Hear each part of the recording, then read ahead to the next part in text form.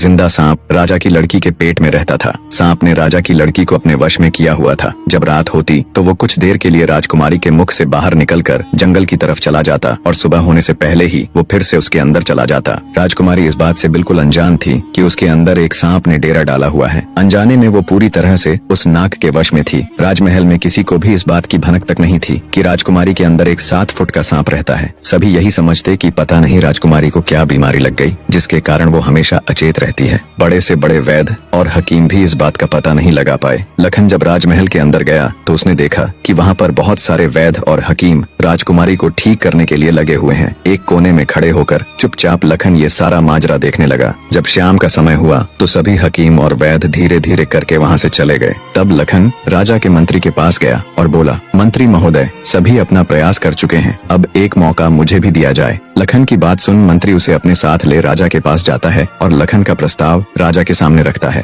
बेचारा हर तरफ से निराश हो चुका राजा एक बार अनमने ढंग से लखन की तरफ देखता है, फिर दुखी मन से कहता है, बताओ तुम मेरी बेटी का इलाज किस प्रकार करोगे। लखन राजा को प्रणाम कर बोला, महाराज, मुझे एक रात अपनी बेटी के साथ ठहरने की इजाजत दीजिए, तभी मैं किसी नतीजे पर पहुंच सकूंगा। एक बात और महाराज, मैं बिल्कुल एकांत में राजकुमारी के साथ रहना चाहता हूँ, तभी मैं अच्छे से ध्यान लगाकर राजकुमारी जी की बीमारी का पता लगा पाऊंगा। लखन की आत्मविश्वास भरी बातों से राजा के मन में हल्की सी उम्मीद जागी। उसने लखन को रात में राजकुमारी के साथ एकांत में रुकने की इजाजत दे दी। राजा की इजाजत मिलते ही लखन राजकुमारी के कक्ष में गया और उससे कुछ दूर एकदम चुपचाप बैठकर उसे देखने लगा। जैसे ही रात के 12 बजे का समय हुआ तो अचेत अवस्था में पड़ी हुई राजकुमारी के मुंह से सांप बाहर निकला और महल के परिसर से होता हुआ जंगल की ओर चला गया। ये सब देख लखन दंग रह गया। वो बिना कुछ हरकत किए चुपचाप वहीं बैठा रहा। जब रात का आखिरी पहर खत्म होने को आया तब वो सांप वापस लौटा और राजकुमारी चंद्रकला के मुख से होता हुआ पूरा उसके अंदर समा गया। दम साधे लखन ये सारा माजरा देखता रहा। सारा माजरा देख उसे समझते देर न लगी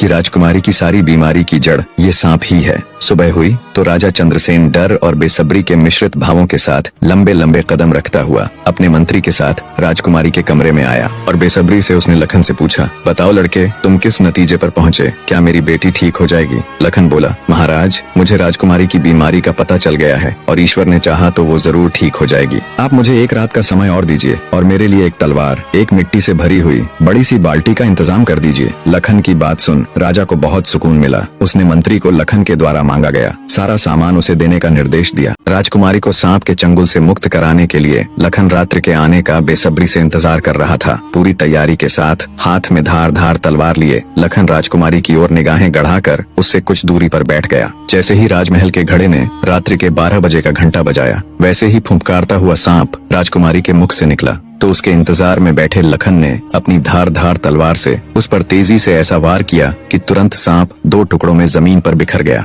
लखन ने सांप के दोनों टुकड़ों को उठाकर रेत से भरी बाल्टी के अंदर दबा दिया और सुबह होने से पहले ही बाल्टी समेत मृत सर्प को जंगल में ले जाकर उसे आग के हवाले कर दिया और वापस राजमहल लौट आया। तब तक सुबह होने का समय भी करीब हो चला था। राजमहल जब लखन ने राजकुमारी चंद्रकला को जगाया तो हमेशा अचेत अवस्था में रहने वाली राजकन्या तुरंत उठकर बैठ गई, क्योंकि अब उसके अंदर से वो सर्प निकल चुका था तो उसका प्रभाव भी खत्म हो चुका था। राजकुमारी उठते ही हैरान थी। उसे ऐसा लग रहा था जैसे पता नहीं वो कितने सालों से नींद में थी। जब लखन ने राजकुमारी से उसके स्वास्थ्य के बारे में पूछा तो अचंभित राजकुमारी ने अपने आप को बिल्कुल ठीक बताया। तब तक सुबह भी हो चुकी थी। उधर राजा भी पूरी रात सोया नहीं था। उसे बस इंतजार था तो सुबह का। जैसे ही सुबह हुई राजा बेसब्री से भागा राजकुमारी के कक्ष में आया। जब उसने बिल्कुल सही सलामत अपनी बेटी को बैठे और बात करते पाया तो उसकी खुशी का ठिकाना न रहा। आंखों में अश्रु लिए राजा ने तुरंत अपनी लाडली बेटी को गले लगा लिया। भरे हृदय से राजा ने हाथ जोड़कर लखन का शुक्रिया अदा किया और अपनी शर्त के अनुसार राजकुमारी चंद्रकला का विवाह लखन के साथ कर दिया।